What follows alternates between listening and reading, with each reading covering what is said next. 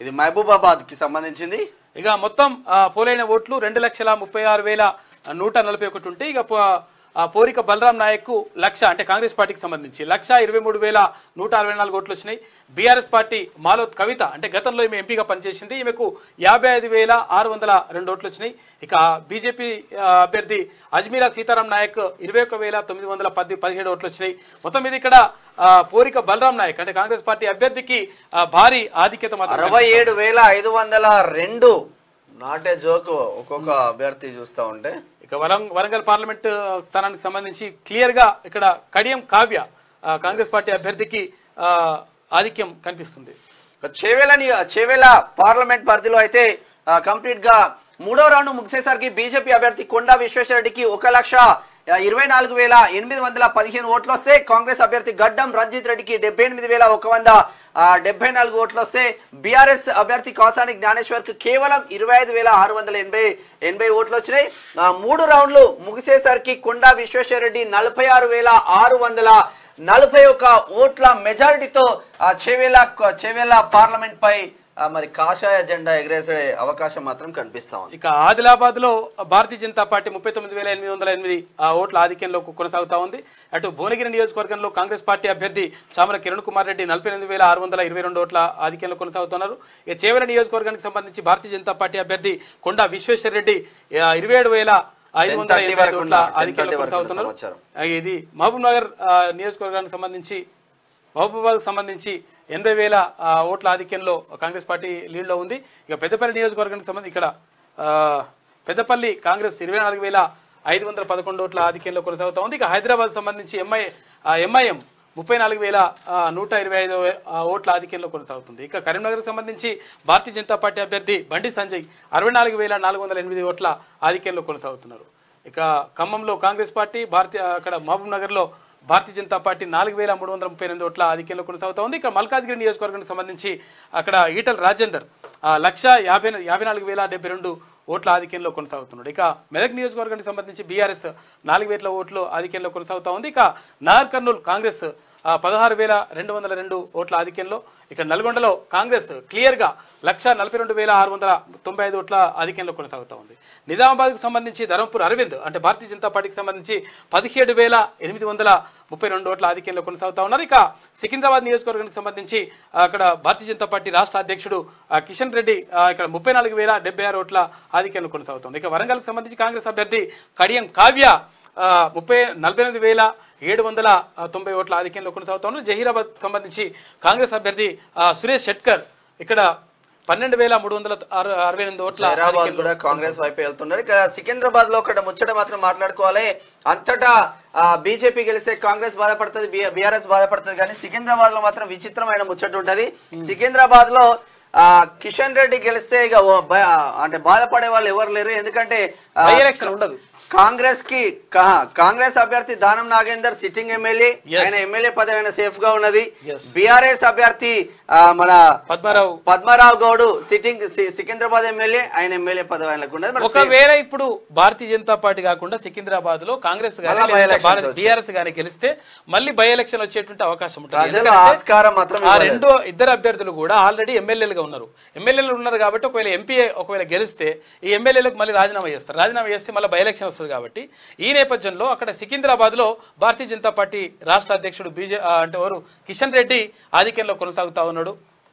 సికింద్రాబాద్ నియోజకవర్గంలో చేవెళ్ళ లీడ్ మాత్రం 46,641 లీడ్ మాత్రం కొనసాగుతుంది. కొండా విశ్వేశ్వరరెడ్డి జెండా ఎగరబోతుంది. ఓట్ల లెక్కింపు కేంద్రం నుంచి వెనుదిరిగిన బీఆర్ఎస్ అభ్యర్థి మాలోత్ కవిత గతంలో అక్కడ బీఆర్ఎస్ నుంచి ఎంపీగా ఉన్నారామె, సిట్టింగ్ ఎంపీ. అయితే ఆమెకు ఈసారి నిరాశ ఎదురవుతా ఉంది. మరి థర్డ్ ప్లేస్కి వెళ్తున్నారో మరి సెకండ్ ప్లేస్కి వెళ్తున్నట్టుంది. సెకండ్ ప్లేస్ లో ఉంది. ఇది ఇట్లా ఉంటే ఒకసారి భువనగిరి పార్లమెంట్ లో 6వ రౌండ్ రిజల్ట్ చూద్దాము. కాంగ్రెస్ అభ్యర్థికి 1,68,800 ఓట్లు వస్తే, బీజేపీ అభ్యర్థి బూర నరసన్న గౌడ్ కి 1,09,770 ఓట్లు, బీఆర్ఎస్ క్యామా మల్లేష్ కుర్మాకి 74,732 ఓట్లు వచ్చింది. ఓవరాల్ గా కాంగ్రెస్ అభ్యర్థి చామల కిరణ్ కుమార్ రెడ్డి 59,030 ఓట్ల ఆధిక్యంలో కొనసాగుతా ఉన్నారు. క్లియర్ పిక్చర్ మాత్రం. నాగర్ కర్నూల్ పార్లమెంట్ నియోజకవర్గంలో 3వ రౌండ్ పూర్తయ్యేసరికి మొత్తం మీద 10,513 ఓట్ల ఆధిక్యంలో కాంగ్రెస్ అభ్యర్థి మల్లు రవి ముందంజలో ఉన్నారు. నాగర్ కర్నూలు కూడా కాంగ్రెస్ ఖాతాలోకి వెళ్ళిపోయే అవకాశం ఉంటది. ఆ 1-2 కాంగ్రెస్ కి ఎడ్జ్ అయ్యే అవకాశం మాత్రం ఉంటది బీజేపీ కన్నా. ఇక 6వ రౌండ్ ఫలితాలు చూసుకుంటే ఏది భువనగిరి నియోజకవర్గానికి సంబంధించి కాంగ్రెస్ 1,68,800 ఓట్లు వచ్చినాయి. భారతీయ జనతా పార్టీ అభ్యర్థి బూర నర్సయ్య గౌడ్కు 1,09,770 ఓట్లు వచ్చినాయి. ఇక బీఆర్ఎస్ అభ్యర్థి ఆయన ఎవరు క్యామ మల్లేష్ ఆయనకు 74,732 ఓట్లు వచ్చినాయి. మొత్తం మీద కాంగ్రెస్ అభ్యర్థి చామల కిరణ్ కుమార్ రెడ్డి 59,030 ఓట్ల ఆధిక్యంలో కొనసాగుతున్నాడు. జైరాబాద్ 9వ రౌండ్ ఓవరాల్ గా చూద్దాం. బీఆర్ఎస్ నుంచి పోటీ చేసిన గాలి అనిల్ కుమార్ కు 57,328 ఓట్లు వస్తే బీజేపీ నుంచి పోటీ చేసిన బీబీ పాటిల్ కు 1,53,110 ఓట్లు వస్తే కాంగ్రెస్ నుంచి పోటీ చేసిన సురేష్ షెట్కార్ మాత్రం 1,66,047 ఓట్లు వచ్చినాయి. ఓవరాల్ గా సురేష్ షెట్కార్ మాత్రం 9 రౌండ్లు ముగిసేసరికి 12,937 ఓట్ల ఆధిక్యంలో కొనసాగుతా ఉన్నారు. ఖమ్మం జిల్లాలో ఖమ్మం పార్లమెంట్ అభ్యర్థి రామ సహాయం రఘురామ్ రెడ్డి 11వ రౌండ్ ముగిసేసరికి 1,74,418 ఓట్ల ఆధిక్యంలో కొనసాగుతా ఉన్నాడు. ఆయనే మంచి రామసాయం రఘురామ్ రెడ్డి వారు వన్ సైడే ఉంది. తెలంగాణ రాష్ట్రమే కాదు చుట్టుపక్కల రాష్ట్రాలలో కూడా అత్యధిక మెజార్టీ వచ్చే ఆస్కారం ఉన్న సీటు కాంగ్రెస్. ఆ తర్వాత అక్కడ నల్గొండ పార్లమెంట్ నియోజకవర్గం నుంచి పెద్దలు జానారెడ్డి గారి కుమారుడు రఘువీర్ రెడ్డికి కూడా ఆ తర్వాతి స్థానం వచ్చేటువంటి అవకాశం ఉంది. భారీ మెజార్టీతో ఆయన కూడా కొనసాగుతున్నాడు. ఓవరాల్ గా మహబూబ్ నగర్ పార్లమెంట్ లో 4వ రౌండ్స్ కంప్లీట్ అయ్యేసరికి బీజేపీ అభ్యర్థి 5,652 ఓట్ల తేడాతో మెజార్టీ మాత్రం సాధించిండ్రు.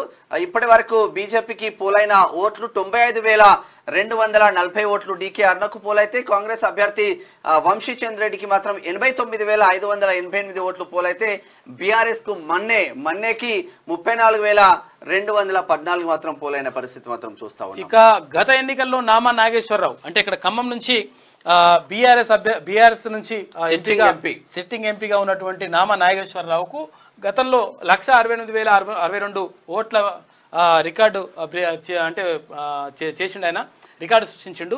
అయితే దాన్ని ఇప్పుడున్నటువంటి అభ్యర్థి కాంగ్రెస్ అభ్యర్థి రఘురామ్ రెడ్డి 1,74,418 ఓట్ల మెజార్టీ అంటే 11 రౌండ్లు వచ్చింది. ఇంకా రౌండ్లు ఉన్నాయి కాబట్టి ఇంకా మెజార్టీ పెరిగేటువంటి అవకాశం కనిపిస్తూ ఉంది.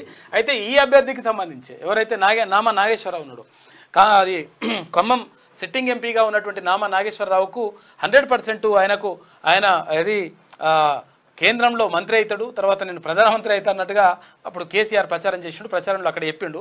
కానీ అసలుకే ఎసరు పడేసి మొత్తం మీద కేంద్ర మంత్రి కాక పని అయిపోయింది. కాకకు ఒకటి కూడా వచ్చే పరిస్థితి లేదు. నన్నారు 1 అన్నారు, ఆ 1 కూడా వచ్చేటట్లేదు. అక్కడ నామా నాగేశ్వరరావు పని కూడా అయిపోయింది. కేంద్ర మంత్రి అవుతాననుకున్న నామా నాగేశ్వరరావు మొదటి రౌండ్ లోనే ఇంటి బాట పడితే ఇంటి కేంద్రం వెళ్ళిపోయాడు ఆయన. ఇక ప్రధానమంత్రి అవుతా నేనే కింగ్ మేకర్ అవుతా అన్న కాకనేమో ఫామ్ హౌస్ లో పడుకుంటా. అయ్యాక అదే లేదంటే 10 రౌండ్లు మాత్రం కంప్లీట్ అయినాయి.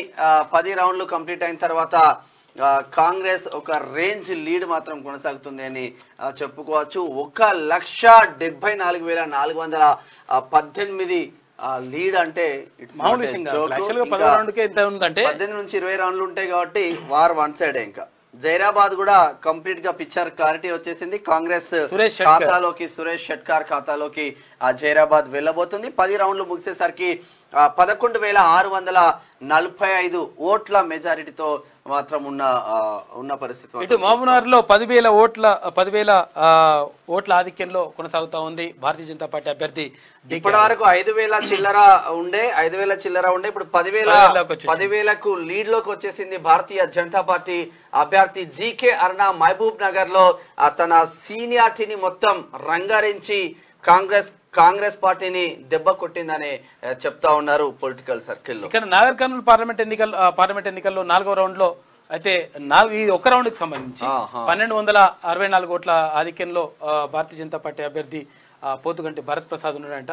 అయితే ఈ ఒక్క రౌండ్ కి సంబంధించి మిగతా మొత్తం టోటల్ గా ఓవరాల్ గా చూసుకుంటే మాత్రం 100% కాంగ్రెస్ పార్టీ అభ్యర్థి మల్లు రవి ఆధిక్యంలో కొనసాగుతా ఉన్నాడు నాగర్ కర్నూలులో. అంటే ఇక్కడ పాపం చీకటి ఒప్పందంలో చీకటి మిత్రులుగా ఉన్న కేసీఆర్, ఆర్ఎస్ ప్రవీణ్ కుమార్ ఎలాగైనా పార్లమెంట్ లో అడుగు పెట్టాలనుకున్న కళ మాత్రం నెరవేరాలని చెప్పుకోవచ్చు. నాగర్ కర్నూలులో బీఆర్ఎస్ పార్టీ అభ్యర్థిగా పోటీ చేసిన ఆర్ఎస్ ప్రవీణ్ కుమార్ 3వ స్థానంలో కొనసాగుతా ఉన్నారు. ఇక్కడ బిగ్ బ్రేకింగ్ చూసుకోవచ్చు మనం ఇప్పుడు.